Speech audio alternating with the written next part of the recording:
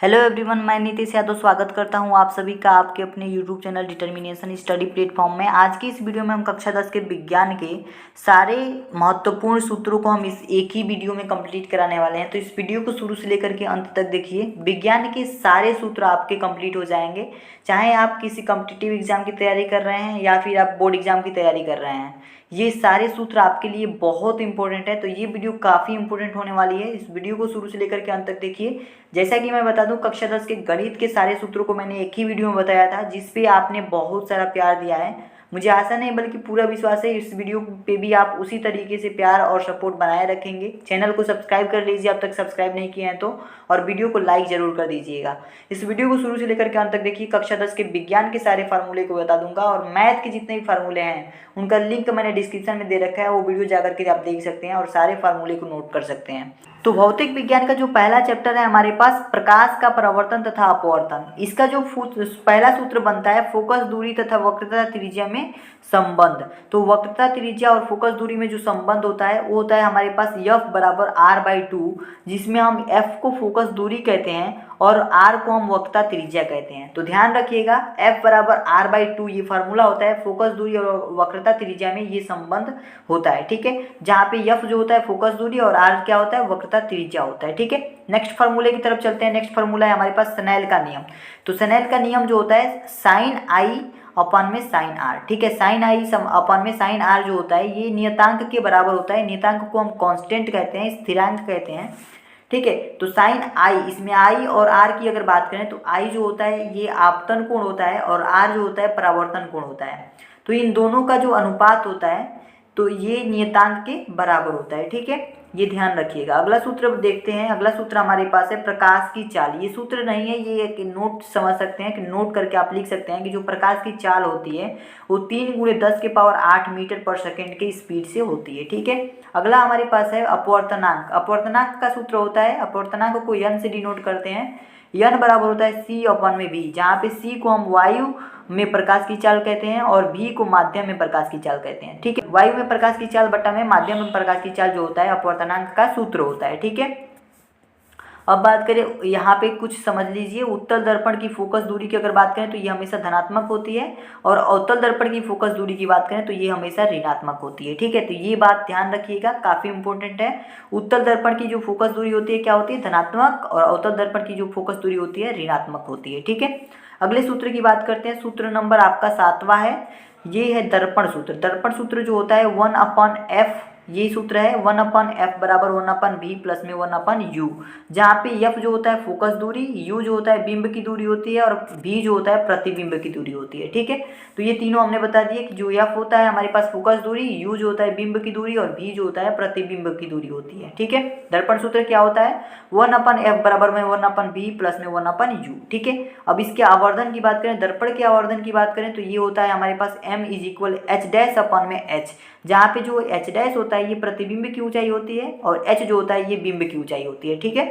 अब इसको हम फार्मूला, जो इसका एक्चुअल फार्मूला निकल के आता है m बराबर h'/h, जिसे हम इस प्रकार लिख सकते हैं। ये जो बराबर होता है माइनस का v/u, ठीक है। तो माइनस का v/u के बराबर होता है। 9 नंबर सूत्र है हमारे पास लेंस सूत्र, ठीक है।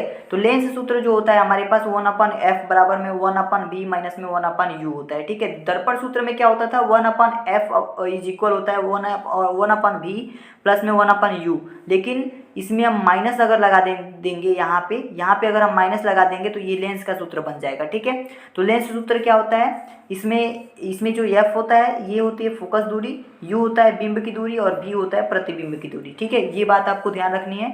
इसके आवर्धन की बात करें तो m बराबर h' होता है जो v/u के बराबर होता है, ठीक है। तो इसके आवर्धन ये हो जाएगा। अगला जो हमारे पास चैप्टर है, ये चैप्टर है हमारे पास मानव नेत्र तथा रंग बिरंगा संसार। तो इसके सारे फार्मूलाज को देखेंगे तो इसमें जो हमारे 10वां नंबर फार्मूला है ये स्पष्ट दृष्टि की न्यूनतम दूरी कह रहा है। तो ये एक नोट है, अस्पष्ट दृष्टि की जो न्यूनतम दूरी होती है वो होती है 25 सेंटीमीटर, ठीक है। अब अगला जो हमारे पास फार्मूला है लेंस की क्षमता। लेंस की क्षमता का जो फार्मूला है क्या है, लेंस की क्षमता का फार्मूला है P बराबर 1/f, ये मीटर में है। जब इसको सेंटीमीटर में कन्वर्ट करेंगे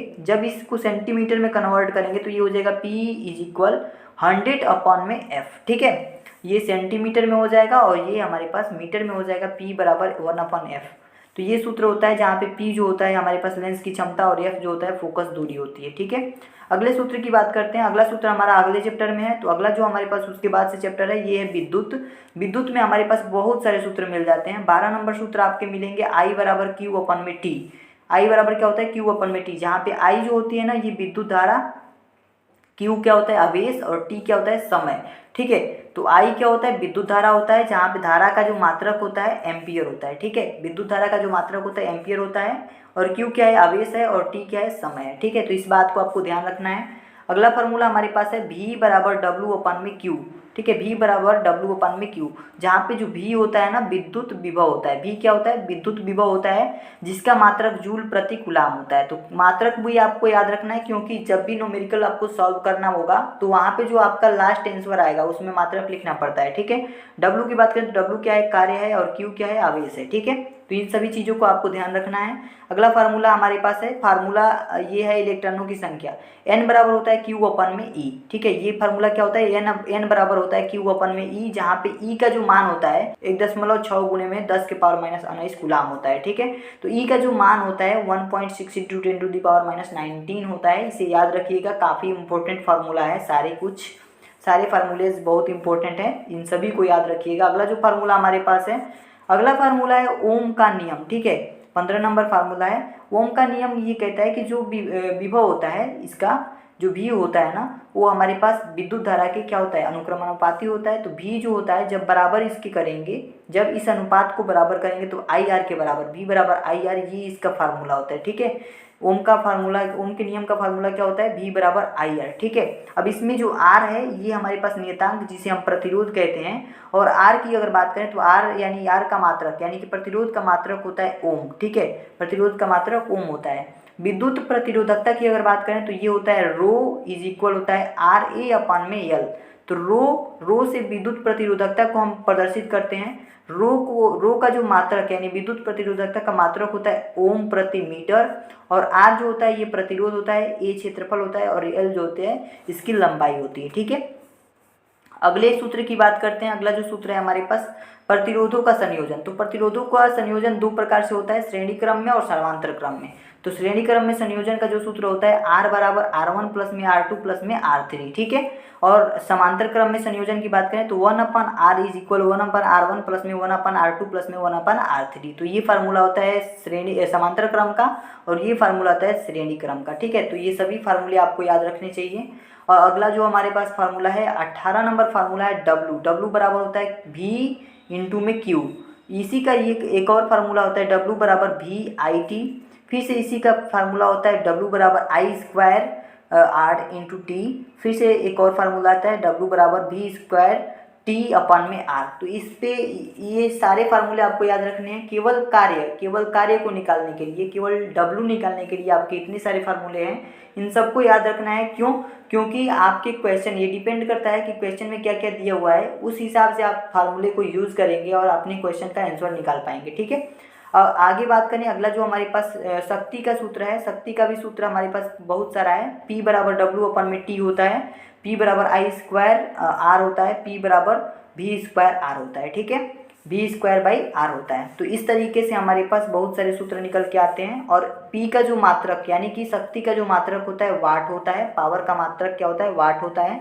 अगला जो हमारे पास सूत्र है I बराबर epsilon divided by R plus में कैपिटल R प्लस में स्मॉल r। ठीक है, तो यहाँ पे क्या है E है, E को हम विद्युत वाहक बल यानी एप्सिलॉन को क्या कहते हैं विद्युत वाहक बल, जिसे हम EMF भी कहते हैं, और I को हम विद्युत धारा कहते हैं, R को हम बाह्य प्रतिरोध, और स्मॉल r को हम आंतरिक प्रतिरोध कहते हैं। ठीक है, तो इन सारी चीज़ों को ध्यान रखिएगा। अगला जो हमारे पास चैप्टर है, अंतिम जो चैप्टर है हमारे पास विद्युत धारा के चुंबकीय प्रभाव।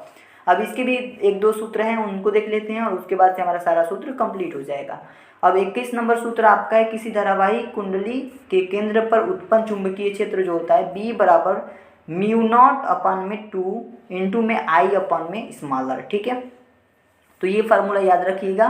धारावाहिक कुंडली के केंद्र पर उत्पन्न चुंबकीय क्षेत्र होता है। तो चुंबकीय क्षेत्र बराबर होता है म्यू नॉट अपन में 2 इंटू में आई अपन में आर।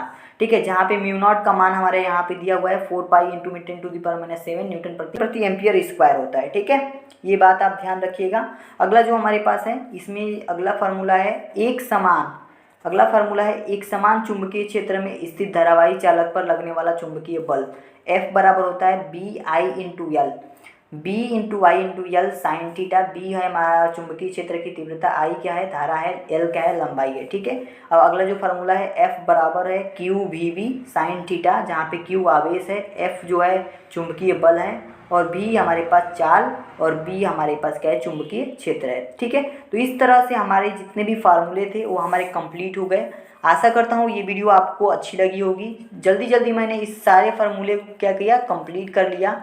इस वीडियो को शुरू से लेकर के अंत तक देखें हैं तो वीडियो को लाइक और चैनल को सब्सक्राइब कर दीजिए, क्योंकि ऐसी वीडियो आपको मिलती रहेंगी।